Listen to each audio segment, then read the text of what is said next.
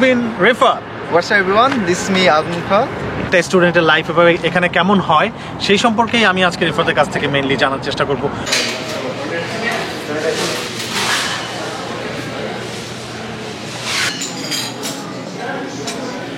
Because আমি আগেও ব্লগে পড়েছি যে immigration is not our cup of tea. যে খেয়াল করি না আমরা হবে যে হয়তো সত্যি ইমিগ্রেশনকে কল করছে বা পুলিশ কল করছে, it's not like that.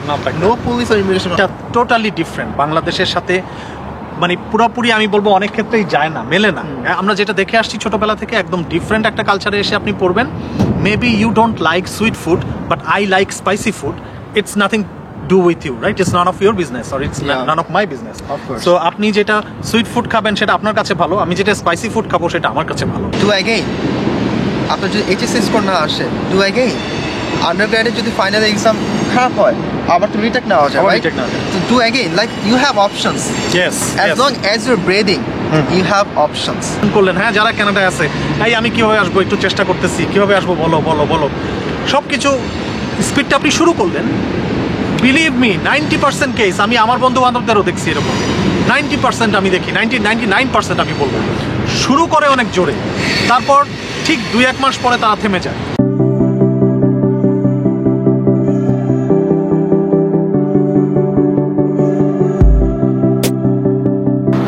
Hello everyone, আসসালামু আলাইকুম। কেমন আছেন আপনারা সবাই? আমি আর মিথুন আলহামদুলিল্লাহ আমরা এখন পর্যন্ত ভালো আছি। তো আজকে হচ্ছে আমাদের এখানে ছুটির দিন। আমরা আজকে এখানে নিউ ওয়েস্টমিনস্টারের পিয়ার পার্কে এসেছি। তো পার্কটা টেম্পোরারিলি ক্লোজড কোভিডের কারণে, বাট আশেপাশের জায়গাগুলো ওপেন। তো আজকে ওয়েদারটা এত চমৎকার, তো ভাবছি যে আজকে আমরা আড্ডাটা এখানেই বরঞ্চ ঘুরতে ঘুরতে দিই আর আপনাদেরকেও দেখাই। হ্যালো গাইস, আসসালামু আলাইকুম। সো শিমুল যেভাবে বললো, আমরা আজকে আমাদের পর্বে একটা স্পেশাল অতিথিকে নিয়ে আসছি। আর আজকের অতিথিকে আপনারা নিশ্চয়ই জানতে খুব আগ্রহী। আজকের অতিথি হচ্ছে যারা আপনারা ইউটিউবে স্টুডেন্ট ভিসা সংক্রান্ত বিভিন্ন জিনিস দেখে থাকেন, ডেইলি লাইফ ব্লগ দেখে থাকেন, তাদের জন্য একটা চমক। ভ্যানকুভারের Alvin Refa. What's up everyone? This is me Alvin Refa. So Alvin আমাদের ভ্যানকুভারের ডেইলি লাইভ ব্লগারের চেয়েও আমি বলবো মোস্ট অফ দ্য টাইম স্টুডেন্টদের নিয়ে এতদিন ব্লগ করে আসছিল। সো আমার মনে হয় স্টুডেন্ট কমিউনিটি বাংলাদেশে যারা কানাডা আসবে বা আসার জন্য চিন্তা ভাবনা করছে তারা অনেকেই আলভিনকে চেনে। So Alvin, how are you? I'm fine, how are you? I am fine, thank you. So আসলে তুমি কতদিন ধরে এই ভ্যানকুভারে আছো? Well, Vancouver I'm from 2019, so till now it's like 2 years almost. 2019. So undergrad করতে আসছি। Yeah, I'm undergrad করতে আসলাম। That's when আমি আমার HSC complete করে I just came over here in Vancouver to do my undergrad. Okay, so আমরা fresh blood পাইছি আসলে এখানে। So আমরা এতদিন যাদের সাথে কথা বলছি তারা অনেকেই আন্ডারগ্র্যাড শেষ করে ফেলেছে অথবা মাস্টার্সের জন্য আসছে। বাট আলভিন হচ্ছে একটা পারফেক্ট এক্সাম্পল যে কিনা এইচএসসি শেষ করেই চলে আসছে। যেটা আমি আগেও বলেছি যে আপনারা যদি কানাডা আসার ইচ্ছা থাকে বা চিন্তা থাকে তাহলে it's better to come early. যত আগে আসবেন তত তাড়াতাড়ি, এটা আমার ধারণা, জীবনে শাইন করতে পারবেন। সো রিফাতের কাছ থেকে আমরা আজকে আরও অনেক কিছু জানবো। ধীরে ধীরে আস্তে আস্তে তার সাথে আমরা কথা বলবো, বিভিন্ন বিষয় সম্পর্কে জানবো, এখানকার স্টুডেন্ট লাইফ সম্পর্কে জানবো, কস্টিং সম্পর্কে জানবো। Stay tuned. আমরা চলে এসেছি আমাদের পছন্দের জায়গায় ব্রেকফাস্ট অ্যাকচুয়ালি ব্রাঞ্চ করতে, টেস্ট অফ লাহোর। এটা নিয়ে আমরা আরেকটা ব্লগ অলরেডি করেছি, আপনারা সবাই জানেন, এবং আমরা খুব ভালো ফিডব্যাক পেয়েছি।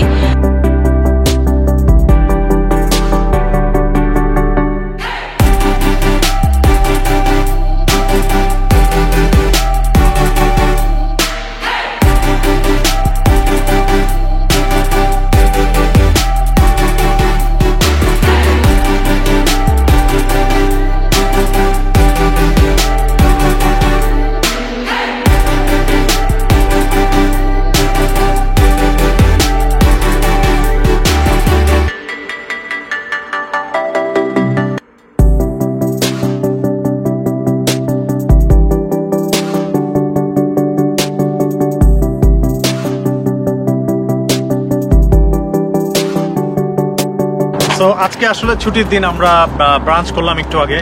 ব্রাঞ্চ শেষে আমার আসলে মনে পড়ছিল বাংলাদেশ থেকে আমরা যখন প্রথম এখানে আসছি, তো আমাদের সিচুয়েশনটা একদম ডিফারেন্ট ছিল অ্যাজ এ কাপল। আমি আর শিমুল এসেছি পিআর হিসেবে। আর আলভিন এসেছে, আমি ওকে রিফাত ডাকি, রিফাত এসেছে স্টুডেন্ট হিসেবে, একেবারে আন্ডারগ্র্যাড লেভেলে এসেছে। সো ওর লাইফের কিছু গল্প আমরা আজকে শুনবো ওর নিজের মুখ থেকে, যে আসলে আপনারা যারা কানাডা আসতে চাচ্ছেন, একেবারে এইচএসসি দিয়েছেন সবে মাত্র অথবা দিবেন, সামনে প্ল্যান আছে আসার, বাইরে সেটেল হওয়ার, সো তাদের জন্য লাইফের স্ট্রাগলটা কোথায়।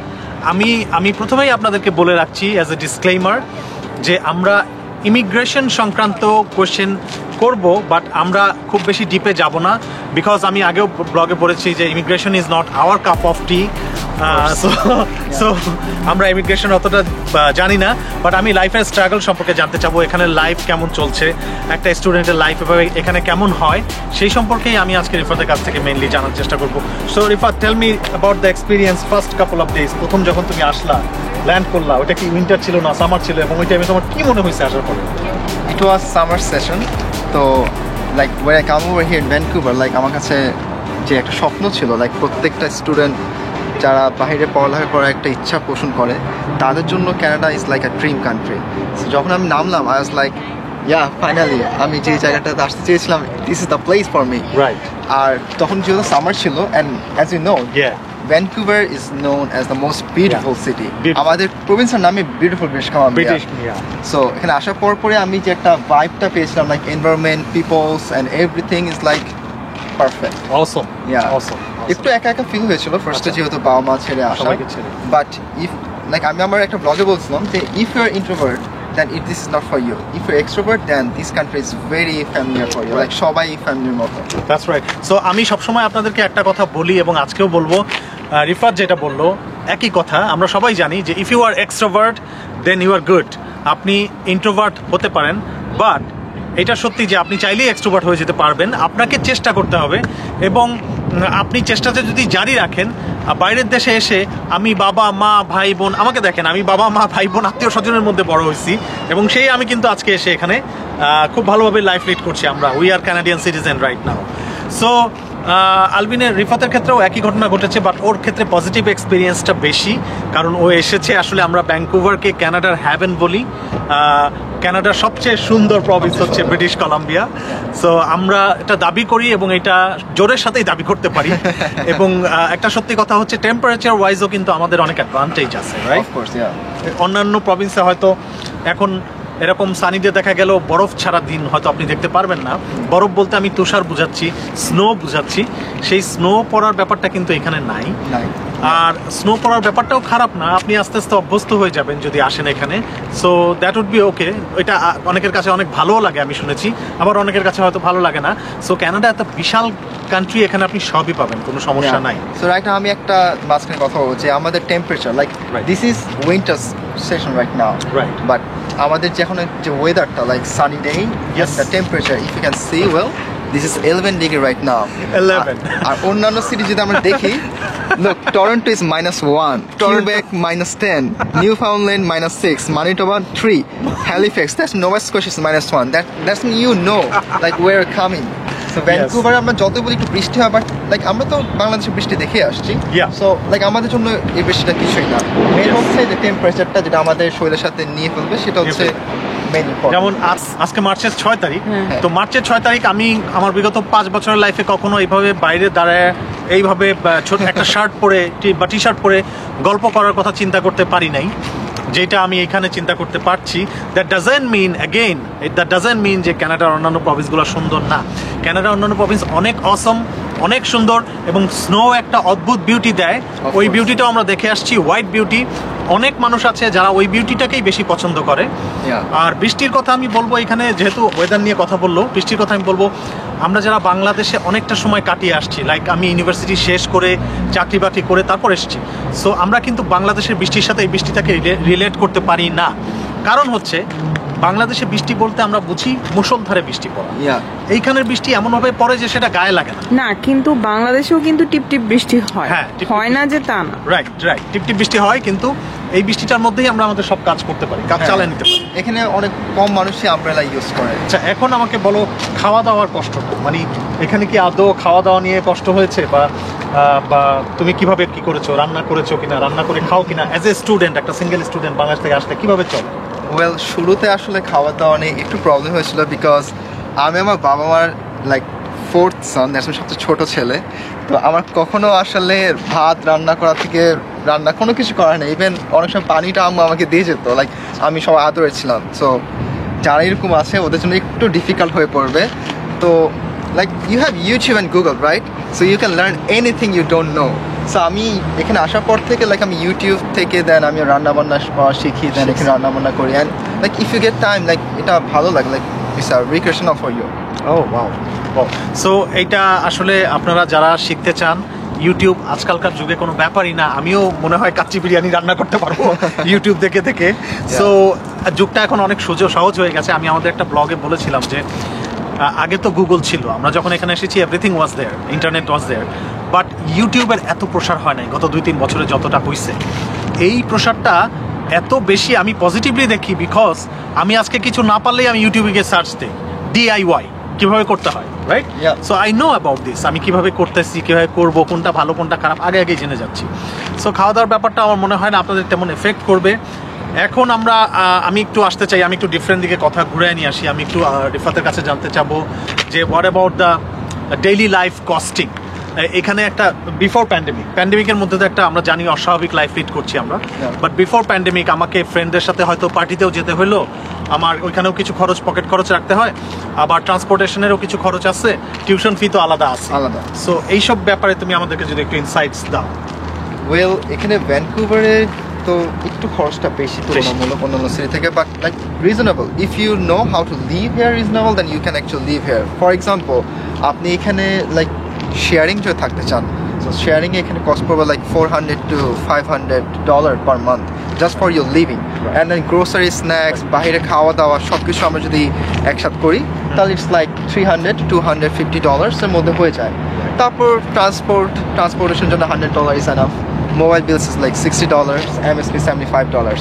সো এতটুকুই হচ্ছে আমাদের লাইক একটা খরচ প্রত্যেক মাসে। তো all together if I count then it's like $800 to $900 মধ্যে হয়ে যায়, and which is actually you can earn very easily by your part-time job. So like এটা নিয়ে টেনশন করতে হয় না। এখানে বোধহয় স্কিপ করার একটা চান্স আছে, right? Skip the dishes. Of course skip the dishes করার একটা ওয়ে আছে, ওয়ে আছে। হ্যাঁ, বাট 800 to 900 যেটা বললা, এটা হচ্ছে like when you are sharing with someone, right? You're sharing with someone, yeah. হ্যাঁ, and but when you are living by yourself, তখন Well, যদি সিঙ্গেল রুম নিয়ে থাকে, যেমন সারি, new Westminster, right now where we are, and also in Burnaby, যদি ওসব সাইডে আমরা থাকি তাহলে 600 এর মধ্যে, ইভেন 550 এর মধ্যে খুব সুন্দর সিঙ্গেল রুম পাওয়া যায়। ইভেন ভ্যানকুভার পাওয়া যায়, নট লাইক ভ্যানকুভারে পাওয়া যায় না, ভ্যানকুভার পাওয়া যায়, but you have to look around and you have to search better, then you can get good options. So like 600 যদি আমরা একটা লিভিং লাইক সিঙ্গেল রুম নিই তাহলে লাইক $900 to $1,000 এর মধ্যে হয়ে যাবে। Yeah. R what about the transport costing? Like transport যেমন আমরা জানি যে এখানে sky train plus bus, sea bus, everything is available. তো লাইক ধরো কেউ যদি এখন সারিতে থাকে অথবা ধরো ল্যাংলে থাকে, ওইখান থেকে লাইক ধরো তোমার ইউবিসি যেতে হচ্ছে, তো ট্রান্সপোর্টেশনে কস্ট কেমন যাবে? Well, as I mentioned, like এখানে $100 দিয়ে ট্রান্সপোর্টেশন এক্সপেন্স শুরু হয়। So we have a compass card, and ওখানে 3টা জোন আছে, জোন 1, জোন 2, জোন 3। জোন 1টা হচ্ছে আমাদের downtown Vancouver, north Vancouver, south Vancouver, আর বার্নাবির হালকা অংশকে জোন 1 বলে, যেটাকে আমরা $100 বলতে পারি যে $100 কার্ড পে করলে per month you can move around there any time, any much, like how much you want, like you can move around there. আর জোন 2 যেটা বার্নাবি, ভ্যানকুভার, তারপরে কুকিটলাম, ওই সাইডটাকে আমরা জোন 2 বলি, যেটার কস্ট হচ্ছে $130। তারপর আপনি যদি মেনশন করলে আবার ল্যাংলি অ্যান্ড সারি, এগুলোকে বলা হয় zone 3। So you can also take the zone 3 card, যেটা প্রাইস হচ্ছে $150 থেকে $160। ওটা করলে আপনি বাস, ট্রেন, এখানে আপনি যত ইচ্ছা তত আপনি ইউজ করতে পারবেন, and it's totally free. Just all you need is to pay up in the first month, first day, $160, that's it. So in total actually খুব বেশি খরচ ওরকম হয় না।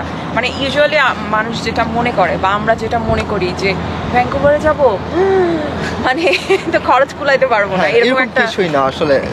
As I explained, like if you know how to live here reasonably, you can actually live here. আর একটা জিনিস হচ্ছে আমাদের ট্রান্সপোর্টেশন কথা যেটা বলবো, transportation is very good. Like right now, I'm in the New Westminster Pier Park, and you can see the sky train. এদিক থেকে sky train all the way is coming from Vancouver.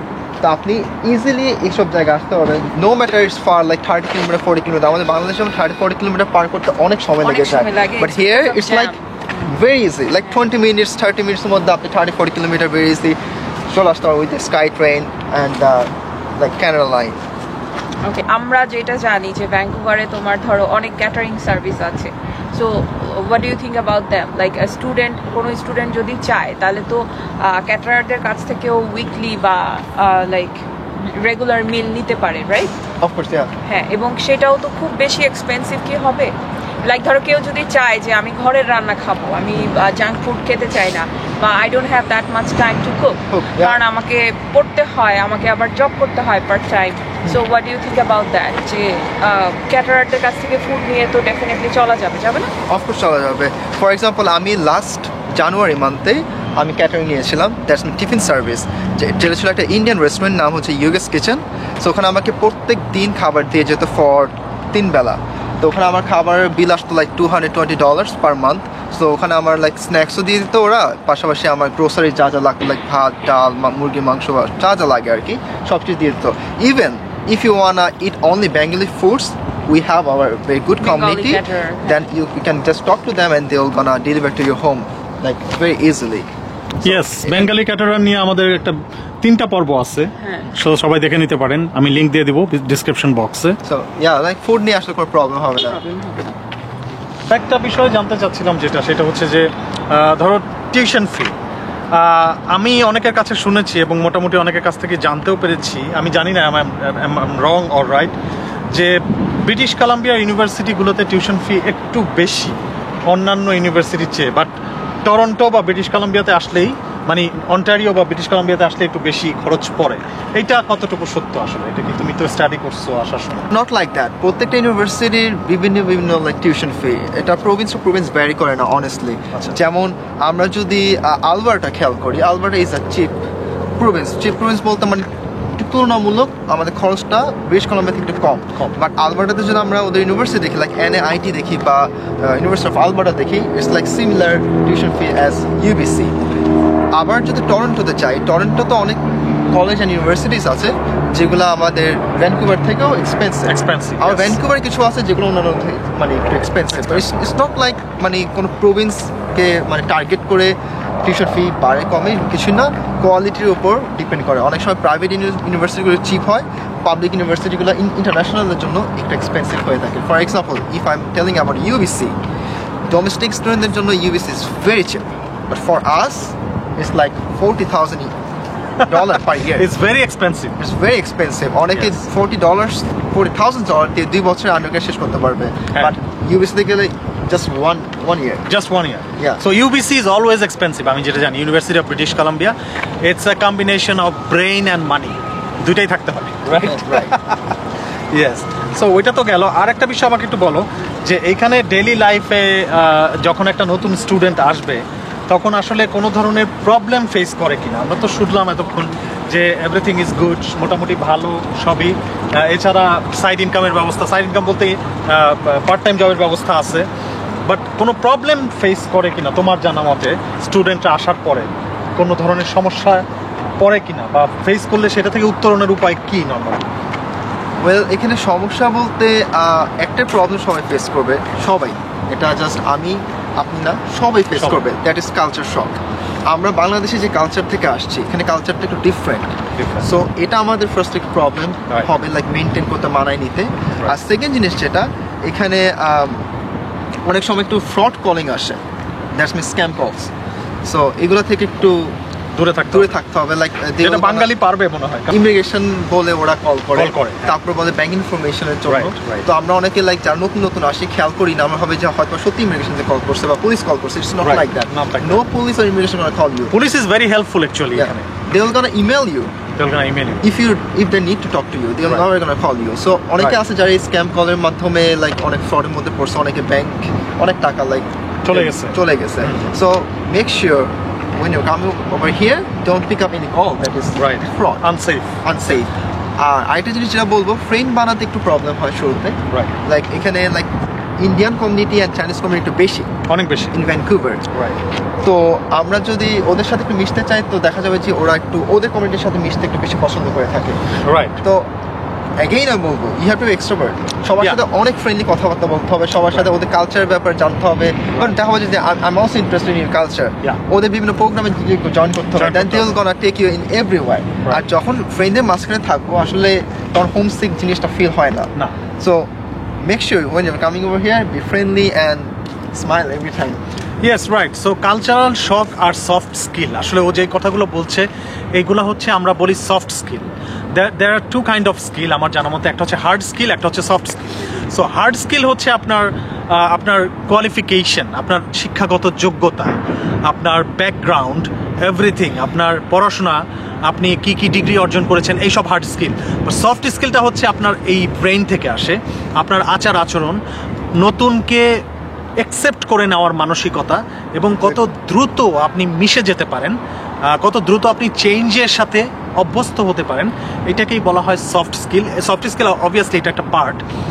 তো এইটা নিয়ে আমি সম্পূর্ণ ডিফারেন্ট আলাদা একটা video আপনাদেরকে দেখাবো। আমি চিন্তা ভাবনা রয়েছে আমাদের এটার সম্পর্কে কাজ করার।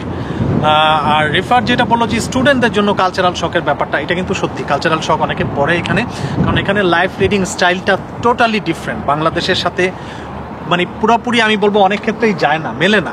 আমরা যেটা দেখে আসছি ছোটবেলা থেকে একদম ডিফারেন্ট একটা কালচারে এসে আপনি পড়বেন। তবে আমার যেটা মনে হয় আজকালকার ইন্টারনেটের যুগে গ্লোবালি এত ওপেন হয়ে গেছে দুনিয়া, যে আপনারা হয়তো কিছুটা ঘরে বসে বাংলাদেশে থেকে বুঝতে পারেন যে এখানকার কালচারটা কীরকম, এইখানে মানুষ কিভাবে চলে। একটা ছোট্ট এক্সাম্পল দিই আমি, আশা করি সবাই বোঝার চেষ্টা করবেন। সেটা হচ্ছে যে বাংলাদেশে আপনি রাস্তায় সামার টাইমে মিনি স্কার্ট পরে একটা মেয়েকে ঘুরতে কমই দেখবেন, কিন্তু এখানে মিনি স্কার্ট পরে অনেক মেয়ে দেখবেন। ইভেন বিচেও আপনি অনেক ধরনের ড্রেস পরে, তারা বিকিনি পরে ঘুরে বেড়ায়, এটা আমরা দেখতে পারি। সো ওইটা হচ্ছে কালচারাল শকের একটা পার্ট। বাট আপনাকে অ্যাট দ্য সেম টাইম এটা বুঝতে হবে যে এটা হচ্ছে এদের কালচার। আপনি কিন্তু এটা নিয়ে মাথা ঘামাইতে গেলে আপনার মাথা নষ্ট হয়ে যাবে। সো আপনাকে চিন্তা করতে হবে যে this is a part of their culture, and আমার কালচার আমাকে যেভাবে করছে আমি যেটাকে অ্যাকসেপ্ট করব সেটা আমার ভিতরে। But at the same time আপনাকে টোটালি পজিটিভ থাকতে হবে। আমি সবাইকে এটা বলি যে আপনি যত পজিটিভ থাকবেন, যত মেনে নিতে পারবেন জিনিস, তত আপনার লাইফে আপনি তাড়াতাড়ি শাইন করতে পারবেন। Maybe you don't like sweet food, but I like spicy food. It's nothing do with you, right? It's none of your business, or it's none of my business. Of course. So আপনি যেটা sweet food খাবেন সেটা আপনার কাছে ভালো, আমি যেটা spicy food খাবো সেটা আমার কাছে ভালো। সো এই জন্য আপনারটা কিন্তু আমার কাছে খারাপ না, বা আমারটা আপনার কাছে খারাপ হতে পারবে না। ও এইটাই বোঝানোর চেষ্টা করছে, আমার যেটা মনে হয়, রাইট? আর আমি যদি স্টুডেন্টদের সিকিউরিটি ব্যাপারে কোনো কথা বলে থাকি, যেমন আমাকে অনেক ফিমেল স্টুডেন্টরা মেসেজ দিয়ে থাকে যে ভাইয়া এখানে পার্ট টাইম জব কি পাওয়া যাবে, লাইক মেয়েরা কি জব করতে পারে কিনা, বা মেয়েদের জন্য কেমন, like is it safe or unsafe? Honestly speaking, here the security is very strong. Very strong. If you are walking at night, like 3টা বাজে যদি হাঁটেন, it's safe. রাত 11টা 12টা যাই হোক, কোনো মেয়ের জন্য কোনো সমস্যা নেই। কোনো সমস্যা নেই। পুলিশ সব সময় ঘোরাফেরা করে for ensuring your security. So মেয়ে ছেলে whoever is coming over here, it's nothing. No problem. So you are safe here. No problem. আমার পরিচিত অনেকে আছেন, অনেক মেয়ে আছেন, ইউনিভার্সিটি অনেক স্টুডেন্ট আছে, এরা নাইট শিফটে কাজ করে, একা একা পাবলিক ট্রান্সপোর্টে করে বাসায় ফেরে। There will be no problem. এখানে কোনো প্রবলেম নাই। আপনি যদি ঠিক থাকেন তাহলেই যে কোনো কিছু আপনি ঠিক রাখতে পারবেন। So all you need is to make yourself like confident and good. তাহলে এখানে থাকা যাবে। That's right. এইখানে আরেকটা বিষয়, এটা ও যেটা বলার চেষ্টা করছে, আমার মনে হয় যে আরেকটা বিষয় আপনাদেরকে বলি। এই জায়গাটা হচ্ছে নর্থ আমেরিকা, পুরোটা হচ্ছে ফ্রিডমের জায়গা, অনেক ওপেন, অনেক ফ্রিডম। আপনার হাতের কাছে আপনি সব পাবেন। আপনার চেষ্টা হবে, আপনার চিন্তা হবে দিন শেষে আপনি কোনটা অ্যাকসেপ্ট করবেন বা কোনটা নেবেন, কোনটা নেবেন না, এটা সম্পূর্ণ আপনার বিষয়। ঠিক আমি একটা ছোট্ট এক্সাম্পল দিই আবারও। একটা টেলিভিশন, আমাদের সবার বাসায় টেলিভিশন আছে, আমাদের রিমোট কন্ট্রোল থাকে আমার হাতে। আমি টেলিভিশনে কোন চ্যানেল দেখব সেটা কিন্তু আমার বিষয়। টেলিভিশনে ভালো জিনিসও দেখা যায়, খারাপ জিনিসও দেখা যায়। It's up to you, right? So that's the thing. So এটা আপনার বিষয়, আপনি কি করবেন। But at the same time Rifat যেটা বললো, ওর এই কথাগুলো, ধারণাগুলো হয়তো আপনাকে ভবিষ্যতে আরেকটু ইজিলি ডিসিশন নেওয়ার জন্য অনেক হেল্প করবে, এটাই আমি মনে করি। So Rifat, any kind of message to our audience, specially Mithun Shimu স্টোরির অডিয়েন্সদের জন্য? ওয়েল, আমি সবাইকে এটাই বলবো যে আপনারা যারা স্টোরি ভিসা আসতে চাচ্ছেন, আপনারা কনফিডেন্ট থাকবেন about your qualification. First of all, অনেকে ভাবে যে লাইক আমি তো মিডল ক্লাস থেকে বিলং করি, I am not that rich, আমি ক্যানাডা এসে কি থাকতে পারবো কিনা, আমার ফ্যামিলিকে সাপোর্ট করতে পারবে কিনা। ওয়েল অনেস্টলি আমি আবারও বলবো, make sure your qualification is reach enough. আপনার কোয়ালিফিকেশন যদি রিচ থাকে তাহলে আপনি যে কোনো জায়গায় এসে ইউ ক্যান মেনটেইন, লাইক এখানে আসার পর অনেক ওয়ে আছে টু মেনটেন ইউর সেলফ। তো আগে নিজের কোয়ালিফিকেশন ঠিক রাখবেন। এইচএসসি স্টুডেন্ট যারা আছেন তারা আমাকে অনেক মেসেজ দিয়ে থাকে যে কীভাবে আসবো, তাদেরকে একটা ছোটো একটা লাইক টিপস দিই। Finish your SSC and HSC with a very good grade, at least 8+ রাখবেন দুটো মিলিয়ে। Then IELTS 6.5, no band less than 6 রাখবেন। দেন এখানে আসাটা খুবই simple, this all you need for your qualification, খুব একটা বেশি কিছু না। আর ব্যাচেলার শেষ করে যারা আসতে চায় মাস্টার্সে, তাদেরকে আমি একই কথা বলবো, সিজিপিএটা ভালো করে মেনটেন করতে পারলে এখানে খুবই ইজিলি সুইপ করতে পারবেন। আরে ভাই, মাত্র 6 কোটি মানুষ থাকে কানাডাতে, আর আমাদের ব্রিটিশ কলাম্বিয়া ইজ লাইক 13টা Bangladesh. Yes, it's very big. It's very big. So the immigration is swift. It's easy, still easy. অনেকে বলে কঠিন আসা, it's not কঠিন।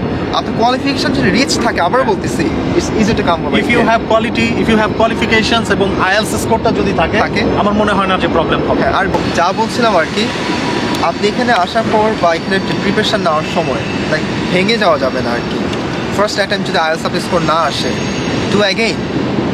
আপনার যদি এইচএসসি স্কোর না আসে, ডু অ্যাগেইন। আন্ডারগ্রেডে যদি ফাইনাল এক্সাম খারাপ হয়, আবার তো রিটেক নেওয়া যায়, রাইট? তো do again, like you have options. Yes. As long as you're breathing, you have options. Yeah. If you're not breathing, you don't have any options. Right. So as long as you're breathing, you are lucky enough to make yourself perfect. সময় আছে, সবাই নিজেকে আরও বেশি করে সময় দিবেন, নিজের বাবা মাকে সময় দেবেন, পড়ালেখার সময় দিবেন, যতটুকু চায়, যতটুকু নিজের প্রচেষ্টা আছে সেটা দিয়ে অবশ্যই ট্রাই করবেন যে বেস্টটা করার জন্য। তাহলে দেখবেন যে লাইফের সাকসেসটা খুব ইজিলি চলে আসবে, এটা আমি বিলিভ করি আর কি। সো এটা প্রতি আপনাদেরও আস্থা থাকা উচিত, তাহলে অবশ্যই you will success. That's right. So Alvin যেটা বললো, এটা খুবই ইম্পর্ট্যান্ট একটা কথা আপনাদের সবার জন্য, সেটা হচ্ছে যে do believe in your self. আপনার নিজের প্রতি বিশ্বাস করেন, একবার না পারিলে দেখো শতবার। আমরা যেই কথাটা সবসময় ছোটোবেলা থেকে শুনে আসছি, যে কথাটা শুনে আসছি, সেই কথাটাই আরেকবার বলবো আপনাদের সবাইকে, একবার না পারিলে দেখো শতবার। বিকজ আমরা যখন ইভেন স্টুডেন্ট ভিসায় তো আমরা আসি নাই, আমরা আসছি পিআর হিসেবে। আমরা যখন ট্রাই করতেছি, গেছে যে একটা জিনিস হয় নাই, আবার করলাম, এই জিনিসটা নাই, আবার করলাম। আপনাকে লেগে থাকতে হবে। মোস্ট অফ দ্য বাংলাদেশি পিপলের ক্ষেত্রে আমি এই জন্য বলবো, মেনশন করে বাংলাদেশি, কারণ এখানে আমি অনেক পাঞ্জাবি, চাইনিজ পিপলদেরকেও দেখি, তাদের ডিটারমিনেশনটা বেশি। তাহলে আমরা বাঙালিরা কেন পারবো না? আমরা কেন চেষ্টা করি? আমি মোস্ট অফ দ্য বাঙালি পিপলের ক্ষেত্রে দেখছি যে সাময়িক উত্তেজনা। এই জন্য আমি বলছি যে আপনি কানাডা আসবেন চিন্তা করলেন, প্রথম 1 সপ্তাহ দৌড়াদৌড়ি করলেন, তারপর আবার থেমে গেলেন। হ্যাঁ, যেই লাইফে সেই লাইফে ফেরত গেলেন। সব বন্ধু বান্ধবরে কল করলেন, ফোন করলেন, হ্যাঁ যারা কানাডায় আছে, আমি কীভাবে আসবো, একটু চেষ্টা করতেছি, কীভাবে আসবো, বলো। সব কিছু স্পিডটা আপনি শুরু করলেন। বিলিভ মি, 90% কেস আমি আমার বন্ধু বান্ধবদেরও দেখছি এরকম। 90% আমি দেখি, 99% আমি বলবো শুরু করে অনেক জোরে, তারপর ঠিক 2-1 মাস পরে তারা থেমে যায়। ঠিক ওই জায়গায় আমার আপত্তি। আপনারা যদি শুরু করেন, আপনারা জিনিসটা শেষ করেন, দেখেন এন্ডে কি আছে, শেষ পর্যন্ত চেষ্টা করেন। সো আই হোপ আপনারা সবাই আজকে একটা ইনসাইট পাইছেন ওর কাছ থেকে। আমরা ভবিষ্যতে চেষ্টা করব আরও ইনসাইট দেওয়ার জন্য ক্যানাডিয়ান লাইফ সম্পর্কে। আমরা যেটা করি সবসময় ডেইলি ব্লগ, ডেইলি লাইফ সম্পর্কে। And at the same time আমি রিফাতকে অনেক থ্যাঙ্কস দিচ্ছি। ওর চ্যানেলের লিঙ্ক আমাদের ডিসক্রিপশন বক্সে দেওয়া থাকবে, আপনারা ওর চ্যানেল যারা সাবস্ক্রাইব করেন নাই করে নেবেন। Thank you so much for taking me in your video, and best of luck to your audience, and also best of luck to everyone. Thank you.